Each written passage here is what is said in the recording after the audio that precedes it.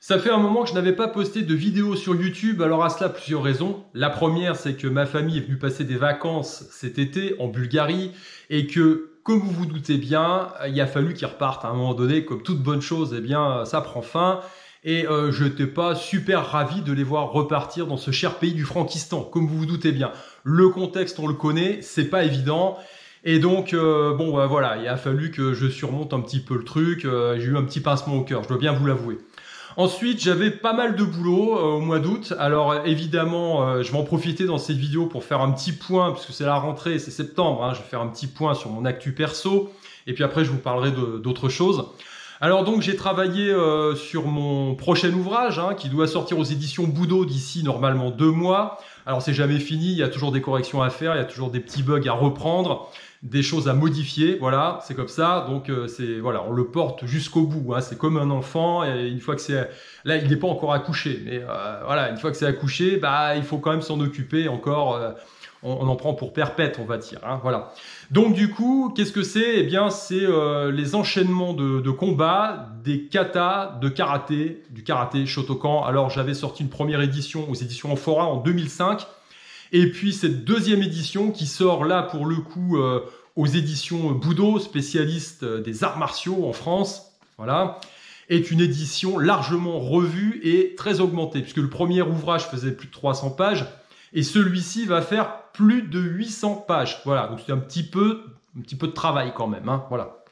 Alors, les katas de karaté, c'est quoi? Bah, c'est des enchaînements pré-chorégraphiés, traditionnels, qu'on se passe de génération en génération, hein. Voilà, un kata, ça porte un nom. On a un schéma technique qui se déroule, qui est toujours le même. Et puis à l'intérieur, eh bien, on a des techniques de combat, cette sorte de répertoire. Alors, il n'y a pas que ça, mais essentiellement des techniques, des enchaînements qu'il s'agit de décoder pour pouvoir appliquer avec un partenaire dans le cadre d'un combat ou dans le cadre de la self-défense. Alors évidemment, pour les néophytes, c'est pas évident à décrypter, même pour les gens qui ont des années d'expérience parfois, hein. Et donc il s'agit d'avoir des codes pour pouvoir décrypter toutes ces techniques de self-défense qui sont cachées à l'intérieur de ces enchaînements. Donc mon ouvrage peut évidemment intéresser les pratiquants de karaté, mais également les gens qui s'intéressent à la self-défense ou au sport de combat. Vous pourrez y puiser des enchaînements peut-être ou des trucs et astuces pour votre propre pratique, même si vous ne pratiquez pas les sports de combat et notamment le karaté en plus de style Shotokan. Voilà, donc c'est un ouvrage qui doit sortir normalement d'ici 2 mois. On prend toujours du retard, c'est comme ça dans l'édition parce que c'est du taf et puis on n'a jamais fini. Voilà. Ensuite, j'ai bossé sur le prochain ouvrage de John Little. Alors, c'est un ouvrage qui est sorti aux États-Unis il y a quelques années déjà et qui sort cette année aux éditions Boudot. Alors, John Little, c'est un écrivain américain qui a bossé sur les notes de Bruce Lee. Voilà. Linda Lee, la femme de Bruce Lee, lui a donné 30 kilos de notes à un moment donné et lui en a fait une compilation. Il a sorti différents ouvrages sur les méthodes d'entraînement et la méthode de combat du petit dragon. Et le dernier ouvrage, celui qui va paraître là aux éditions Boudot encore d'ici quelques semaines je pense, s'appelle La puissance du dragon. Alors c'est un ouvrage super intéressant parce que eh bien, on plonge dans les méthodes d'entraînement de Bruce Lee, ce qui a fait que Bruce Lee avait une telle puissance, par exemple une telle rapidité. Eh bien peut-être que vous le découvrirez à l'intérieur de cet ouvrage. Alors j'ai travaillé comme consultant pour la maison d'édition Boudot, hein, en lui faisant bénéficier de mon expertise dans les arts martiaux et puis dans la préparation physique, hein, pour corriger certaines choses et puis aider à mettre en forme l'ouvrage, hein, techniquement. Voilà, donc vous apprendrez plein de choses. Moi perso, ça m'a rafraîchi la mémoire sur pas mal de concepts et puis ça m'a ouvert encore des horizons en termes d'entraînement personnel. Comme quoi, voilà, on est toujours... on en apprend toujours et puis le petit dragon n'a pas fini de nous étonner. Voilà. Ensuite, eh bien, au mois d'août, je me suis fait tout un mois de tournage. J'ai tourné en Bulgarie une formation sport, voilà, dans le cadre de mon partenariat avec Piero San Giorgio. Alors, c'est une formation que j'espère sortir d'ici peut-être 1 ou 2 semaines. Je verrai avec Piero. C'est un programme d'entraînement, de mise en forme, orienté survivalisme. Voilà, donc survivalisme égale minimalisme, hein. Moi, j'aime bien m'entraîner avec ce que j'ai autour de moi et puis de me faire un entraînement de guerrier, tout simplement, pour pouvoir tenir la route. Et je pense que dans les semaines et les mois qui viennent, eh ben, il va falloir rester en forme, mes amis, hein, que ce soit physiquement ou psychologiquement. Voilà. Donc, je vous en dirai plus quand ça sera prêt. Voilà, je vous donne des images hein, parce que j'ai envie de vous faire partager ça. La Bulgarie, c'est la nature, c'est une nature faramineuse, c'est juste magnifique. Et on prend un pied terrible, voilà, tout simplement. Pourquoi? Parce qu'on nous propose aujourd'hui un monde insipide. De plus en plus, on va dire, une certaine élite qui veut nous tricoter un monde fait de peur, fait de plastique. Et non, perso, moi, j'en veux pas. Je veux pas de ce monde-là. Je veux pas ce monde de surveillance. J'ai envie de rester connecté avec ce qui fait de moi un être humain, c'est-à-dire un être spirituel pleinement intégré à son environnement naturel. Voilà. Et ça, je peux vous dire qu'en Bulgarie, eh bien, on profite au maximum de cette connexion avec la nature. Et c'est le message que j'ai envie de vous faire passer encore une fois aujourd'hui avec cette rentrée. Essayez de vous connecter le plus possible au concret, au réel et de vous nourrir surtout de bonnes choses. Voilà. Donc j'avais moi aussi besoin perso de faire un break avec toute cette folie ambiante et de me reconnecter aux éléments, que ce soit la mer, que ce soit les eaux vives à travers les rivières, les forêts, les montagnes. Et donc je me suis nourri, je me suis regonflé à bloc, voilà, toujours prêt au combat. Donc le message, c'est celui-ci. Prenez soin de vous, mais pas n'importe comment, en vous racontant du pipeau, on va dire, teinté à la sauce New Age.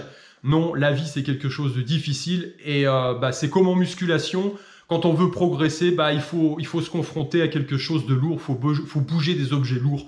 Dans la vie, c'est pareil. Si vous n'avez pas en face de vous des obstacles que vous devez surmonter, eh bien, vous êtes de la guimauve. Voilà, c'est comme ça. Donc là, aujourd'hui, je pense que depuis, on va dire, quelques mois, on est servi hein, en termes d'opposition. Il y a de quoi faire. Donc, gardez le moral, gardez la niaque. Hein, et puis, surtout, entraînez-vous physiquement. Le physique nourrit le mental nourrit le physique. Les deux sont interconnectés. Et quand vous faites ça en pleine nature, eh bien, vous multipliez encore et vos défenses immunitaires, et votre patate, et votre envie d'en découdre. Et puis, vous êtes bien campé sur vos deux jambes. Voilà. Je voudrais dire aussi tout mon respect à ces centaines de milliers de Français qui, il y a quelques jours, ont perdu leur boulot. Voilà, donc des gens qui ont décidé de ne pas se faire violer et leur corps et piétiner leur âme en restant campés sur leur position, sur leurs valeurs et ce en quoi ils croient et qui ont malgré tout, malgré l'opposition qu'il y avait en face, eh bien qui résistent. Voilà, tout simplement. Donc des gens qui se tiennent debout, des gens pour certains qui vont tout perdre, mais momentanément, voilà. Je les comprends parfaitement parce que moi-même je suis passé par là, une période de ma vie où effectivement ça a été très compliqué. Il a fallu que je choisisse. Il y a un choix qui s'est présenté comme pour les Français, les soignants, les pompiers, peut-être les gendarmes eux-mêmes qui ont décidé à un moment donné eh bien, de rester campés sur leur position et de tirer un trait sur, on va dire, leur vie sociale classique, hein, ordinaire, pour pouvoir être en phase avec leurs valeurs. J'ai fait ça aussi, c'est pas évident. Maintenant, j'ai envie de vous dire, on a toujours une capacité de rebond. Il y a des choses qui sont essentielles dans la vie, les valeurs, la morale, votre âme tout simplement, qui est plus importante finalement que votre corps. L'âme doit survivre et si vous faites piétiner votre âme à longueur de journées et d'années, eh bien, vous n'êtes plus rien, vous n'êtes plus ce qui fait de vous un être humain pleinement spirituel, tout simplement. Donc, il y a des gens qui sont campés sur leur position. Moi, j'ai connu cette période où, effectivement, on est tous pareils. On a une maison à rembourser, on a son monde personnel qui s'effondre, et puis il faut rester debout, hein, comme le dit Rocky dans une de ses tirades célèbres. Il n'y a rien qui frappe plus fort que la vie. Mais la différence, c'est la façon dont tu te remets debout et tu affrontes le truc. Voilà. C'est pas la façon dont toi tu cognes, c'est la façon dont tu encaisses et la façon dont tu continues à avancer malgré l'adversité, tout simplement. Donc, total respect à ces Français qui aujourd'hui semblent peut-être tout perdre, hein, leurs liens sociaux, leur boulot, peut-être leur capacité de rembourser leur maison et puis de survivre, tout simplement, à tous des factures à payer, c'est difficile. Mais comme le dit ce philosophe chinois, quand vous perdez votre toit, vous gagnez les étoiles. Et je peux vous assurer que c'est vrai à partir du moment où vous avez les deux piliers qui sont essentiels, c'est-à-dire votre liberté et votre santé. Quand vous avez ça, quand vous êtes en pleine santé, que ce soit... Alors attention, la santé, j'en ai déjà parlé, c'est pas seulement la santé physique, c'est la santé mentale également. C'est la patate que vous pouvez avoir. Certaines personnes sont diminuées. Je connais des gens qui souffrent de maladies très incapacitantes, mais qui ont un mental d'acier. Petit clin d'œil à un copain de Plovdiv. Et donc ça fait partie de la santé, ça fait partie de la pleine santé. Quand vous avez ça, eh bien, vous avez quasiment tout. Hein. Préservez votre âme, restez campé sur vos deux jambes, et puis yallah, comme on dit. Hein. Voilà. Alors, évidemment, comme je vous ai dit en première partie de vidéo, j'ai vu mes proches repartir au Frankistan, c'est pas évident. Maintenant, il faut hausser son niveau, il faut hausser son niveau d'alerte tout simplement, et puis être très réactif, très réactif. Voilà, tout simplement. Moi, je pense que septembre-octobre, c'est vraiment une zone de danger parce qu'on a des manifestations qui tendent à grossir encore. Hein. Les gens sont dans le vif du sujet aujourd'hui. Moi, j'ai un copain qui m'a contacté, avec qui je m'entraînais il y a 30 ans dans le même club de karaté. Lui, il enseigne maintenant, il ne peut plus enseigner. Ses enfants ne peuvent même plus s'y inscrire. Et puis, en ce qui concerne les activités périscolaires, c'est fini pour eux, momentanément. Hein. Donc, c'est pas évident. Il faut rester campé sur ses positions. Et dans ces conditions, c'est vrai que c'est dur. Donc là, on est confronté directement au cœur du problème. Hein. Voilà, tout simplement, c'est la rentrée, c'est difficile. Et effectivement, il y a une zone de danger parce que ça peut très bien partir, on va dire, dans tous les sens. Hein. D'ailleurs, on se demande même si c'est pas fait exprès, hein, parce que bon, quand on a un bon chaos derrière, on peut installer un ordre, on va dire, peut-être encore un peu plus coercitif que ce qui existe et que ce qui est mis en place aujourd'hui. Donc, il faut être très vigilant, il faut faire attention, il ne faut pas faire n'importe quoi. On aura forcément, à mon sens, une période compliquée. Et cette période compliquée, il s'agit de la passer. Et pour ça, il va falloir être en forme, il va falloir être attentif, il va falloir être réactif. Et puis se préparer, comme dirait Pierrot, hein, tout simplement. Il faut se préparer. Voilà. Je vous souhaite bon courage pour cette rentrée et je vous dis à plus et bien sur une prochaine vidéo. Ciao!